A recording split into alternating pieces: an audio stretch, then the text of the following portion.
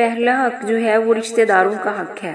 اسلام نے رشتہ داروں کے حقوق کی ادائیگی پر بڑا زور دیا ہے، جس کا مطلب ان کے ساتھ حسن سلوک کرنا، ان کی خبر گیری کرنا، ان کے ساتھ ہر قسم کا تعاون کرنا ہے۔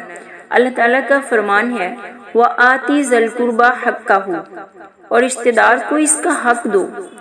ایک دوسرے مقام پر اللہ تعالیٰ کا ارشاد ہے ان اللہ یأمر بالعدل والإحسان وإیتاء ذی القربیٰ، بے شک اللہ تعالیٰ عدل و احسان کا رشتہ داروں کو دینے کا حکم فرماتا ہے۔ یہاں اللہ تعالیٰ نے عدل و احسان کے بعد رشتہ داروں کو ان کا حق دینے کا حکم دیا۔ حالانکہ عدل و احسان کے حکم میں رشتہ داروں کے ساتھ حسن سلوک بھی آ جاتا ہے، اس کے باوجود اللہ نے ان کو دینے کا الگ حکم فرمایا۔ اس سے مقصود رشتہ داروں کے حقوق کی ادائیگی کی اہمیت کو اجاگر کرنا ہے، اس لیے اس مسئلے کو دوبارہ خصوصیت کے ساتھ ذکر فرمایا۔ اللہ تعالیٰ نے قرآن مجید میں تقریباً 9 مقامات پر رشتہ داروں کو ان کا حق دینے، ان کے ساتھ حسن سلوک کرنے کا حکم دیا۔ تو اس سے یہ بات واضح ہوئی کہ رشتہ داروں کے ساتھ حسن سلوک کرنا، ان کے ساتھ امداد اور تعاون کا معاملہ کرنا، ان پر احسان نہیں ہے، بلکہ یہ وہ حق ہے جو اللہ تعالیٰ نے اصحاب حیثیت پر ان کے رشتہ داروں کے معاملے میں عائد کیا ہے۔ اگر وہ اسے ادا نہیں کریں گے تو وہ عند اللہ ادائیگی حق میں کوتاہی کے مجرم سمجھے جائیں گے۔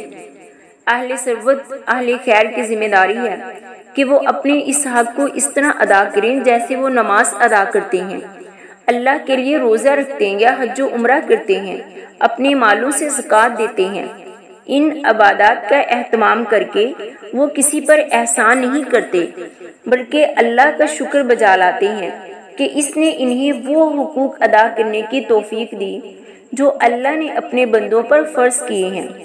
اسی طرح رشتہ داروں کی امداد کر کے انہیں یہ سمجھنا چاہیے کہ انہوں نے اپنا فرض اور حق ادا کیا، کوئی احسان نہیں کیا۔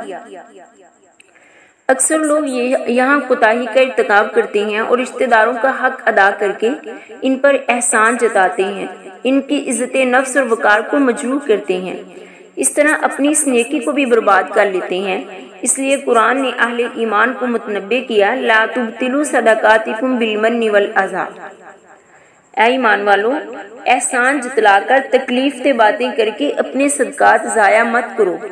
یہی وجہ ہے کہ ایک رشتہ دار باوجود غریب اور ضرورت مند ہونے کے اپنے کسی مالدار رشتہ دار سے مالی تعاون لینے سے بالعموم گریز کرتا ہے۔ یوں ہمارے اس رویے سے کتنے ہی ضرورت مند رشتہ دار ہیں کہ وہ ہمارے تعاون سے محروم رہتے ہیں۔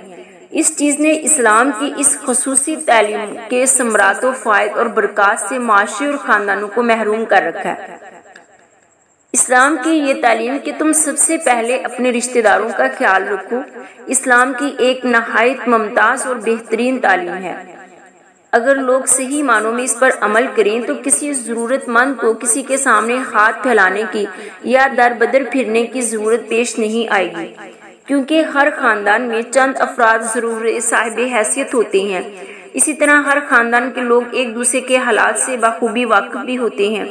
اگر ہر خاندان کے حیثیت والے لوگ اپنے اپنے خاندان کے ضرورت مندوں کی خاموشی کے ساتھ آبرو مندانہ طریقے سے امداد کر دیا کریں، کوئی بے سہارا یتیم و بیوہ ہو تو اس کی کفالت کریں، کوئی مریض علاج کرانے سے قاصر ہو تو اس کا علاج و معالجہ کے انتظام کریں، جوان بچیاں گھر میں ہوں تو ان کی شادیوں میں تعاون کریں، کاروباری مشکلات میں مبتلا افراد کے لیے دستے تعاون کریں، کوئی عرضی و سماوی آفات کی وجہ سے پریشان ہو جائے تو اس کو اپنے پیروں پر کھڑا کرنے کی کوشش کریں۔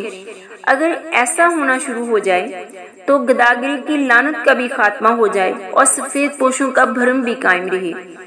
اسلام نے رشتہ داروں کے حقوق کی ادائیگی پر بہت زور دیا ہے اور اسے صلہ رحمی سے تعبیر کیا ہے، اس کی بڑی فضیلت بتائی ہے اور اس سے اعراض کرنے والوں کے لیے سخت وعید بھی بیان فرمائی۔